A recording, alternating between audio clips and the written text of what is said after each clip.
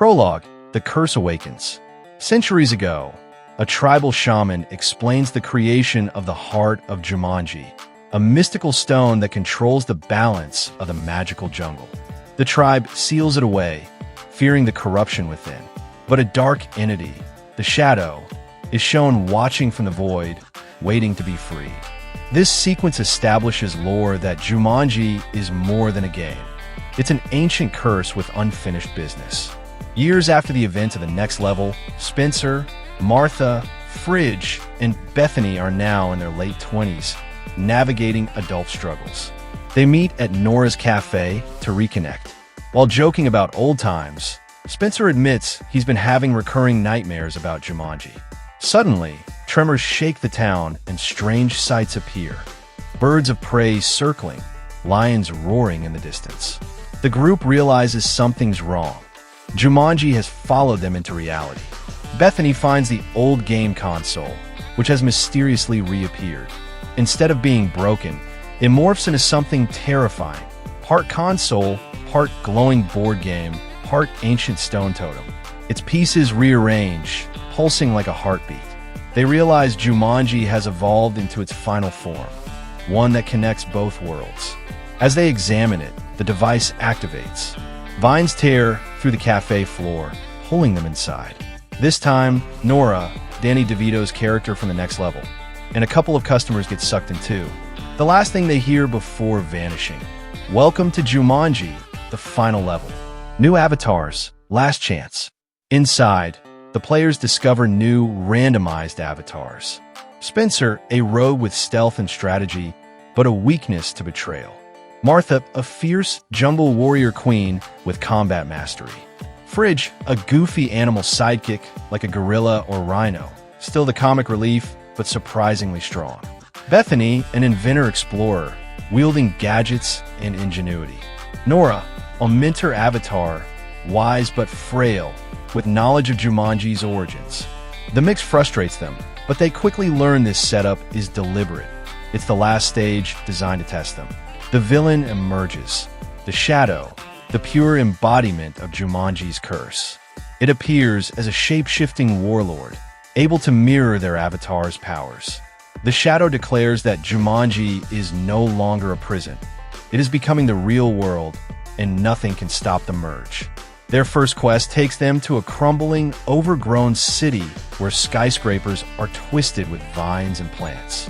They must solve puzzles across collapsing bridges, avoid man-eating plants, and fight panther-like beasts.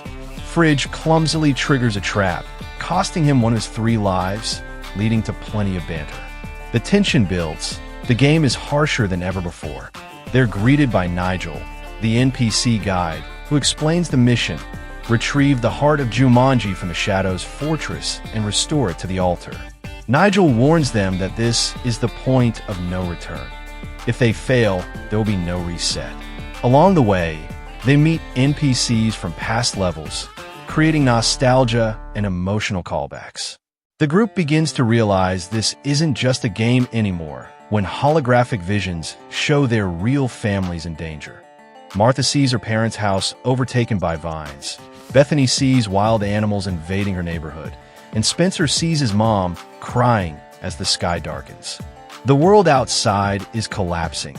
Their success or failure affects reality itself. They gain an NPC ally, a rugged adventurer, who guides them deeper into the jungle. But halfway through, he betrays them, revealing himself as corrupted by the Shadow's promises of eternal power. The betrayal leads to an ambush, and Bethany loses one of her lives in the fight.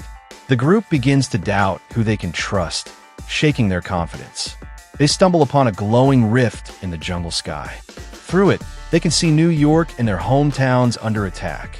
Stampedes in the streets, vines climbing skyscrapers, wild animals chasing cars. This moment hammers home the stakes. Jumanji is no longer contained. Earth itself will soon become one giant jungle if they fail. The group enters an ancient labyrinth where walls shift and time itself bends. Mirrors show them alternate futures. Martha sees a version of herself where she never met Spencer. Bethany sees a life where she's shallow and selfish again.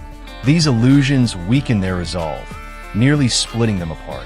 Spencer falters most, questioning whether he's strong enough to leave. Fridge, usually the comic relief, has a breakthrough moment. As a gorilla-like animal, he instinctively senses a trap and saves the team from a deadly collapse. The others cheer for him, and he finally earns respect, not as a joke, but as a crucial part of the team. This scene flips his role and gives him emotional depth. The Shadow appears to Spencer privately, offering him freedom. It tempts him, betray your friends, hand me the heart, and you'll never have to play again. Spencer is visibly torn, revisiting his insecurities from Welcome to the Jungle. But ultimately, he refuses, realizing his friends give him strength. The group crosses a vast desert where whispers of past players fill the air. Here, they encounter visions of Alan Parrish, Robin Williams' tribute, and Alex, Nick Jonas's character. Alan's voice encourages them to end Jumanji once and for all, passing on the torch. The moment is emotional, uniting the old film and the new saga. Nigel reappears, gravely explaining that their quest ends in the Shadow's fortress. He warns that the cost of restoring the heart will be great. The group shares a quiet campfire scene where they talk about their lives outside the game and promise to stick together no matter what. They reach the Shadow's fortress, a volcanic citadel with rivers of lava and massive guardians. The set piece is huge. Crumbling platforms, climbing walls, fire traps, and beastly warriors. Each character uses their unique skills. Bethany's gadgets disable traps. Fridge uses brute force. Martha clears enemies. Spencer plans strategies, and Nora uses hidden knowledge of Jumanji. The Shadow transforms into its true monstrous form, a massive beast made of smoke, claws, and echoes of all the avatars ever lost. It mirrors their strengths, overwhelming them. One by one, they lose their last lives, except Spencer. But just when it seems hopeless, the others reappear, revived by the heart's glow, proving their unity is stronger than the Shadow's corruption. To end the curse, the heart of Jumanji must be restored at the altar, but it requires a sacrifice. Spencer steps forward, ready to give himself up. The others refuse to let him go alone. In an emotional climax, all five place their hands on the heart together. Their collective bond purifies it, weakening the Shadow. The fortress collapses as the entity vanishes into dust. The group awakens in the real world. The jungle retreats, the skies clear, and animals vanish.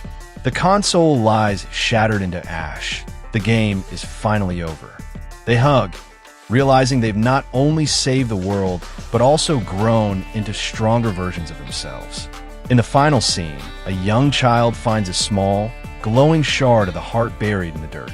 It pulses faintly, teasing that while the curse is broken, Jumanji's magic can never truly die.